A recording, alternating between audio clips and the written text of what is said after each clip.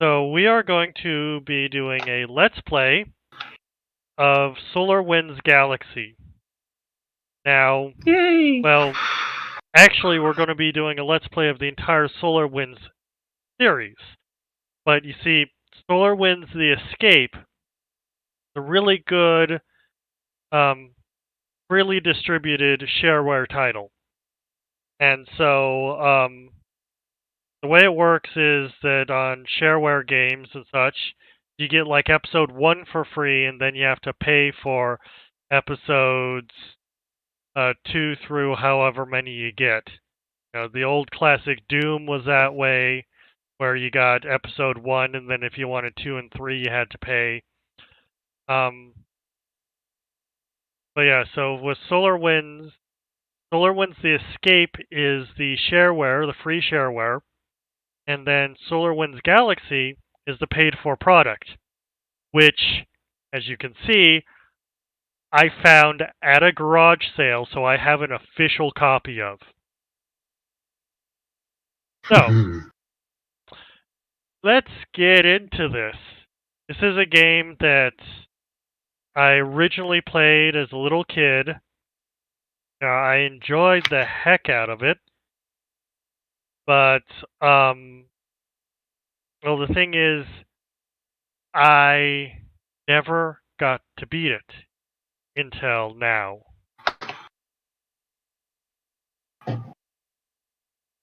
And there we go.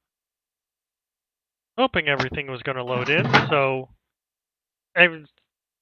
it may be a little jarring to have a Discord overlay on a DOS game, but I've got a Discord overlay on my DOS screen now.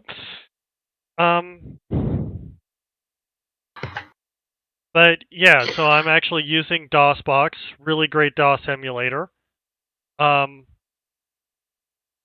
let's get into it.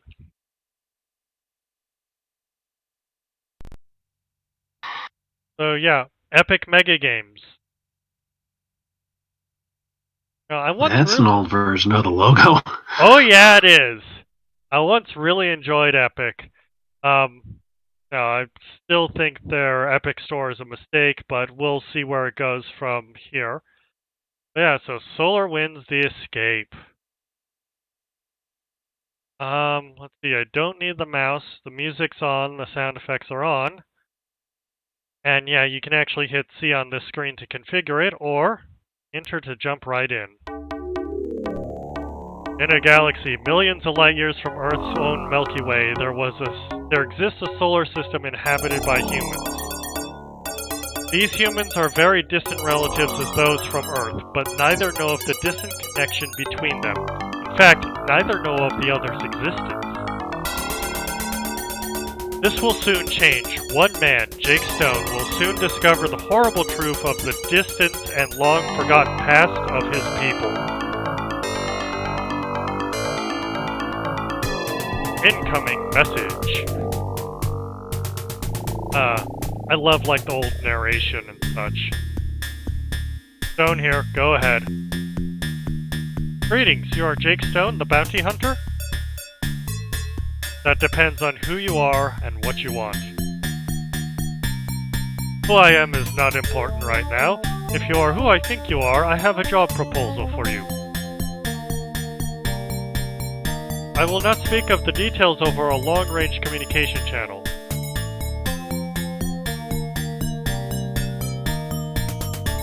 There are many who are listening in. You must meet in sector -31-1. It is not too far from where you are. I will be there.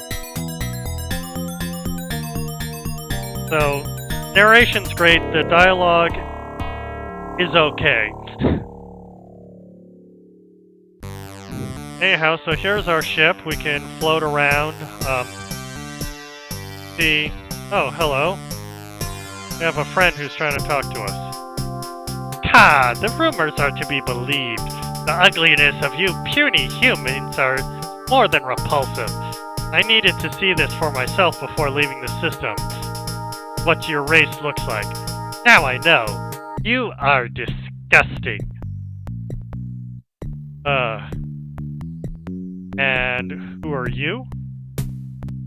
I am Commander Grimlack of the 4th Squadron in Liz. My people are from the solar system you have named Rigian. As far as I know, this is the very first visual contact any of your people have ever had with us, and live to tell about it. And why are you here? I am here to analyze the technology of your people and determine if your species would present a challenge in a war. I have traveled your system for days using a cloaking device to avoid detection. There is only one other nearby solar system. It has only one planet found in sector negative 1055-996. There is minimal life there and is thus unworthy of our investigations. That is why we have focused on your people. Okay, will you declare war? That is not for me to say. Don't worry about it, though. It will be quick and painless. We are not a cruel race. And why are you telling me this? I feel free to tell you this because the technology of your people is no threat to us. To declare war on your system would result in the destruction of your species. With the uprising of rebel forces in your system who attack and harass the government, there is no chance of your people even organizing a significant attack on us in the next century. Should we ask about the rebels? Maybe? What rebels? What? I must tell you of the unrest in your own solar system? In my detailed survey of your system, I discovered a large number of people have risen up against your government. The reasons for the uprising has something to do with rumors of government attacks on civilians. The rebels organize attacks on government installations and are causing a great deal of confusion. It has now come to the point where even non-government ships are being attacked. So why might I live? You will live because I do not want to draw too much attention to myself here at this time. You alone are no challenge to this vessel, but 20 or 30 of you may pose a threat. After this discussion, I will cloak and you will never see me again in this solar system.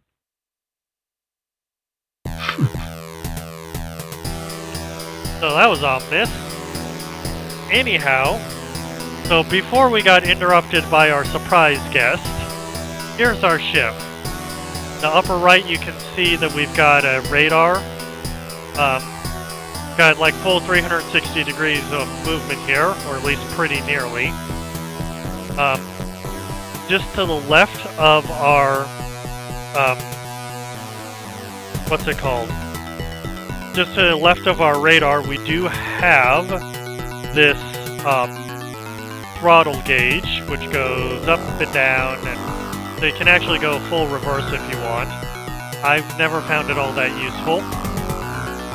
You can also use the spacebar to zero out your thrust and come to a complete stop. Let's see here.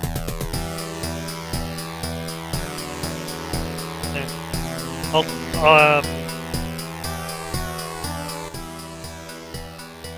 gonna turn down the game audio just a touch here. So anyhow, the music's good, but it was a little overpowering. So anyhow, so on the bottom right of the screen, we've got all sorts of other controls. So like you've got A for cargo, which brings up our cargo manifest, currently empty. We can also do like a question mark to get help on a specific screen. So on and so forth. There's E for engineering, which lets us transfer power throughout our ship. The little letters you see on the arrows are actually how you decrease power or increase power on a specific system. I'm actually going to drain my shields for right now because I kinda need the power. Let's see. 10 in life support is fine. I don't need any power to engines right now. I'm gonna dump most of the rest of this in weapons, and then, nope, I don't need much in the engines right now. What I wanted to put it in was the sensor. We'll get to what that all means later, but yeah, I'm confident enough that I don't need shields. So yeah, C for communication, S for science or scan, which just gives you information about something nearby. I'll use that a little more when we get to something. We've got weapon system. Here is kind of where the game gets interesting. A little bit. Unfortunately, this is not a system that they play with much. So we do have two missiles. We've got a direct fire missile and a homing missile. You can see that my ammo count changes when I switch missiles, just because I don't have very many homing missiles. But with the weapons themselves, I've got two different settings for my beam. And unfortunately, they don't explain what that means here. But I can also change the configuration of beam, so I can have like this fast single shot, a slightly slower double shot that comes from the wingtips, or I can power up all the beams at once. And yeah, the rate of fire there is pretty close to abysmal. I actually like to have it on the wingtips, just personally. So now, we go back to our engineering screen, and you see we actually do have shield configurations that we can do. Right now we only have shielding 2 and shielding 3, even though there's no number there, you can kind of infer that that's 3. And here is where, if we bring up the screen, it explains like what all the systems do. Weapons increase our weapon damage. Life support actually increases the auto repair of our ship, which is nice. The engine power really doesn't do anything until we get hyperdrive, which we don't have one yet. And then the sensors do change how small an object we can detect at long range. And then the shields, again, it's how much protection the shields can provide. Right now, again, I'm pretty confident I can outmaneuver most things. But it also, on the second page, which, out of all the help screens, this one has a second page. And it does explain that shields can be configured to different waveforms. Shields are reduced much more quickly by cannons of the same waveform as the shield. So now, you see the different symbols we have for our shields, those are the different waveforms. And so like if I were to bring up this kind of smooth sine wave form, and then I go to weapons, that's my current weapon setting. So if I were to fire at an enemy ship that's using that same waveform for their shields, I can drain their shields more quickly, and vice versa.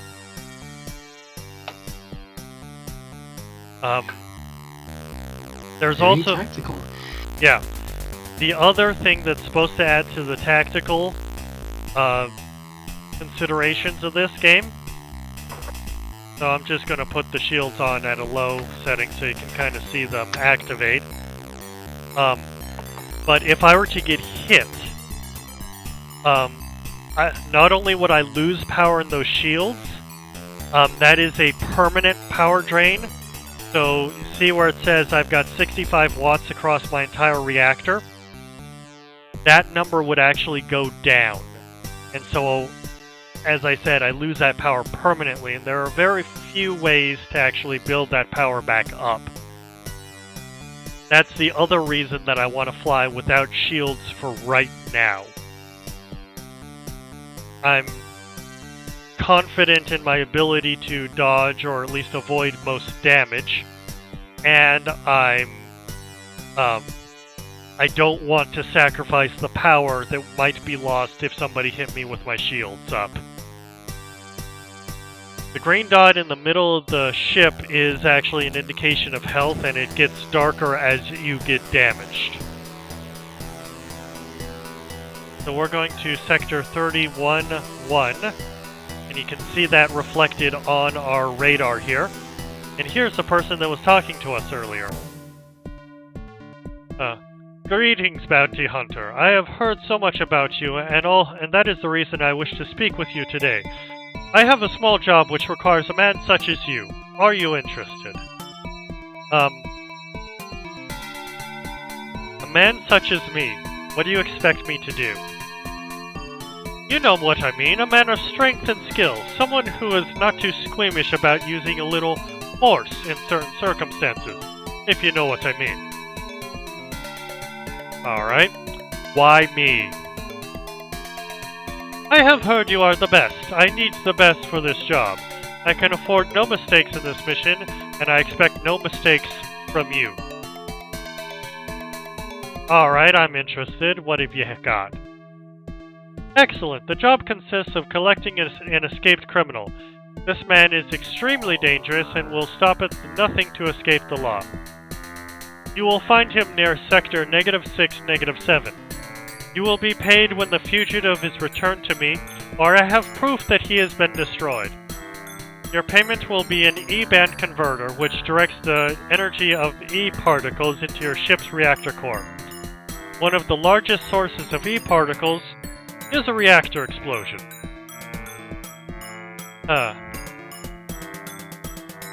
So, I'm actually pretty happy with the base pay right here. You can try to get more pay, but he basically tells you to go do one.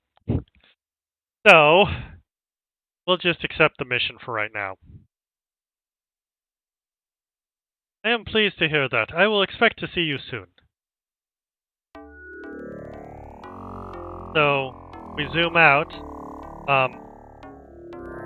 Yeah, so to the left of the power levels, we've got Z and X for scan. So I can hit Z to zoom out, and that shows us all the planets that are nearby. The brown ones are like moons around these planets, and I wouldn't be able to see those if my sensors were too low. In fact, if I decrease the power, you can watch them disappear. I see something on my radar that I don't want to deal with right now. So, -6, -7. So no, I need to go south. So, those are rebel ships. I basically know this from experience, but I really don't want to deal with them at this moment.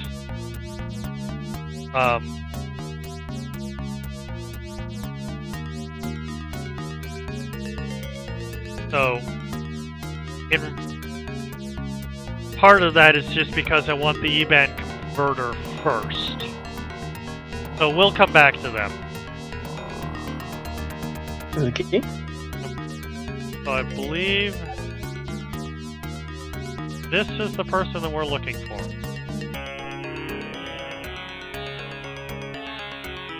So, we're supposed to just shoot him. Oh, well. But I'd rather talk to him. Wait! Don't shoot! Please, hear me out! I need to speak with you. Alright? I'll listen. I will begin by telling you that I'm not a criminal, as I'm sure you have been told. I'm a scientist, and I need to return to Titus. I cannot tell you why, but I can make it worth your while, and allow you to satisfy Cain at the same time. So, how do you know Kane? Emmer Kane works for the government and is not to be trusted. He wants me dead for political reasons, which I am not allowed to tell you at this time. I must survive and get to Titus. I have a plan that will benefit you and me. Alright? What is it that you're offering? I can offer you only the location of people who need the services of somebody like you. I have no other valuables to give you. What is this plan? If you transport me to Titus, a moon of Magnalius in Sector 1413, I will give you the locations of people who need your services. I will also set my controls to autopilot after I'm on your ship, and you can destroy the vessel. Kane will hopefully believe I am dead, and you can collect your fee. Will you agree to this plan? And you know what? I do kind of like rebels more than government. Although I kind of feel like there might be more than one group of rebel out there. Either way, you know, the government in this game is very suspicious. And we'll get into exactly why this government is suspicious, as well as exploring kind of like other governments as well, and uncovering a deeper plot. But for right now, let's accept this man's offer. Excellent. I will transport your ship immediately. Transport me to the surface of Titus in Sector 1413. I will give you the names of your contacts when we arrive at Titus. My ship is set for autopilot. It is up to you now. So now, one of the buttons I didn't cover on our control panel on the right here is that we have this tactical mode. So most of the fighting we'll be doing is in this tactical mode. So I took a few hits, but I'm alright. Made it through. We have in our cargo the scientist. And, I mean, there are two ways you can handle this. You could decide that, you know, maybe the scientist is trustworthy and take him straight to Titus and continue on his quest. Or you can actually get involved in the government and deal with them, and they send you on a very similar quest.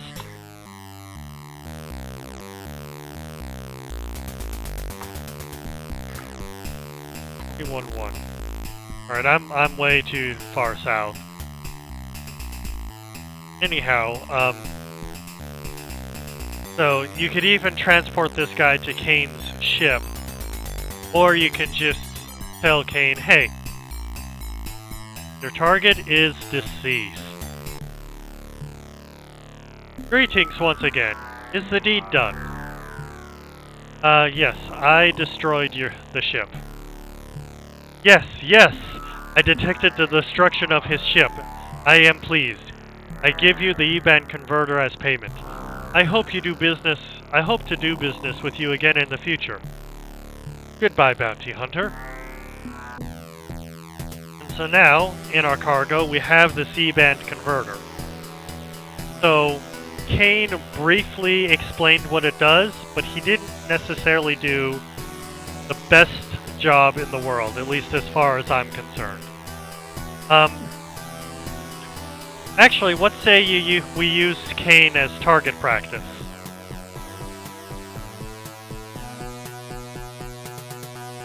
You think we want to do that? Up to you. Yeah, I'm going to use Kane as target practice. So, once again, if I push S, I can scan his ship. His shield type is, again, that same waveform as the guns I have, so I should be able to drain his shields relatively quick. His cannons are that same waveform, so if I wanted to use shields, I would set them to the more angular waveform here. so that my shields don't take as much damage from his weapons. And I accidentally just launched a missile.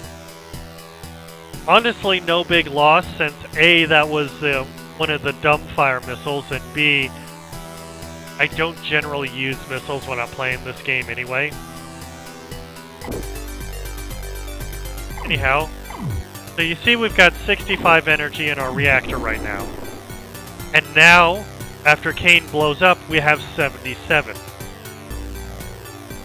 So that is what the E-band converter does. It converts ships that explode near you into energy for your reactor core. So I can just kind of feed that into my sensors, and now I can see the asteroid belt around this star. And I'm just gonna go hunting for a little bit.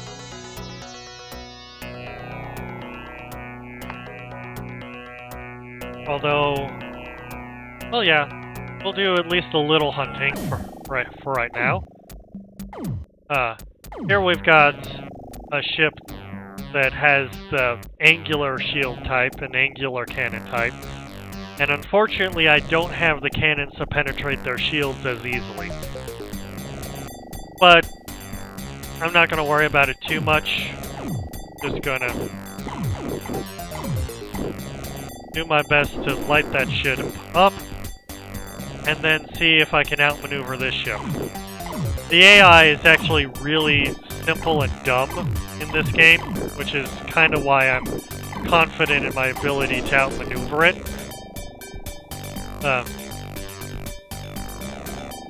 Now we've got full power to the sensors. I'm going to actually dump some power into life support right now. And now our weapons actually aren't at full power. The quick-eyed of you may have seen a little bit when I overcharged life support. But down at the bottom of the weapons bar, if you can see it, I've actually started filling in a second bar. So different systems will will be able to fill like multiple bars of energy. The weapons, I think, only support like 2 bars. The life support, I think, is also 2 bars.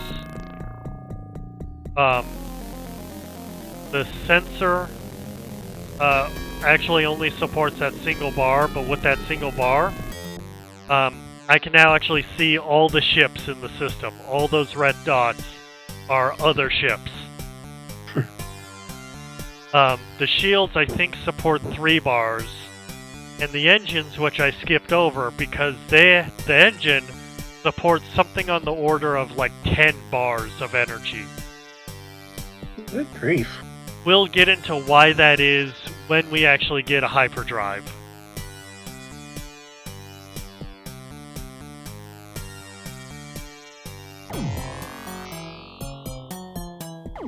Nope, this guy doesn't want to talk? Fine. Then he's energy for us. Alright. So, I probably will grind out all the ships in the system just because, again, it's nice to have that energy. But right now, I think I'm going to finish off our first episode by going to our destination.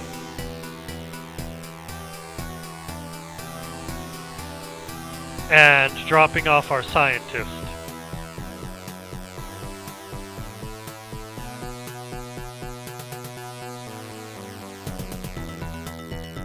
So here we go. So if I scan this is the moon of Titus. So it actually says, the people of this world specialize in scientific research and development. So let us switch over to our scientist and transport him down.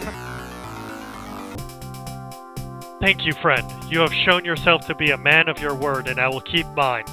Go to sector -43, -15. There you will find people in need of your services. somewhere in the solar system, presumably the Capitol building.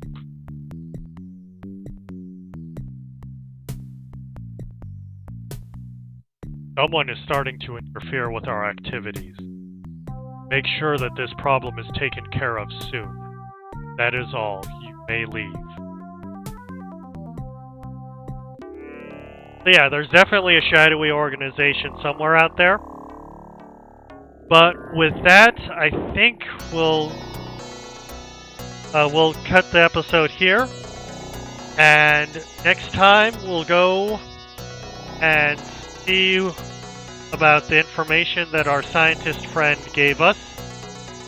Investigate the job opportunity, and we may grind out a few more ships. But for now, I am Ronan, and thanks for watching my games. Bye.